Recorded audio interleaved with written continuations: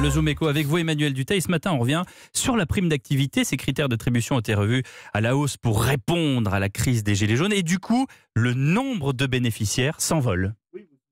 On est le 10 décembre, le président de la République s'exprime solennellement à la télévision.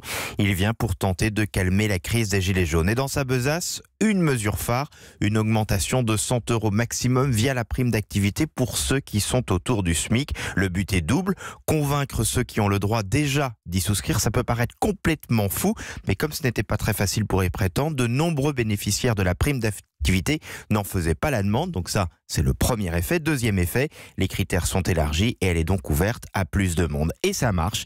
Il y a aujourd'hui un peu plus d'1 million de bénéficiaires en plus. Ce qui peut paraître étonnant, c'est que plus de la moitié des nouveaux bénéficiaires y avaient déjà le droit avant la réforme. Ça pose au passage une vraie question sur l'efficacité des mesures prises.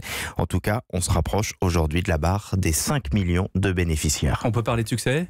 C'est en tout cas comme cela que le gouvernement le vend. Pour lui, ça montre qu'il a été à l'écoute, qu'il rend du pouvoir d'achat aux plus modestes. Ce serait donc une véritable réponse aux Gilets jaunes. C'est en partie vrai. Mais pourquoi seulement en partie ? Eh bien parce que tout le monde ne touche pas le maximum de cette prime, bien loin de là. Pour un célibataire sans enfant rémunéré au SMIC, la prime s'élève à 241 € par mois, soit 90 € de plus qu'avant les annonces selon le gouvernement. Mais en fonction des salaires, certains se sont retrouvés seulement avec quelques euros en plus du salaire. Et là, ça a créé tout ce qu'il ne faut pas, encore plus de déception. Mais vous me disiez, Emmanuel, hors antenne, que cette prime a aussi permis de créer de l'emploi ? Ah bah c'est bien, ça vaut le coup que je vous parle avant, parce que vous avez bien retenu.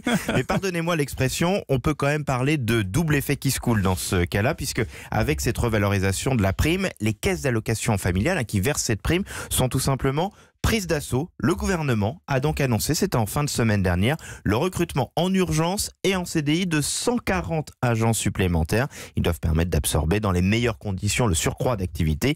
Il faut surtout espérer que cette prime, qui vise quand même à encourager le travail en rendant plus attractive la reprise d'une activité, même si celle-ci est faiblement rémunérée, remplira aussi quand même de ce côté-là ses objectifs.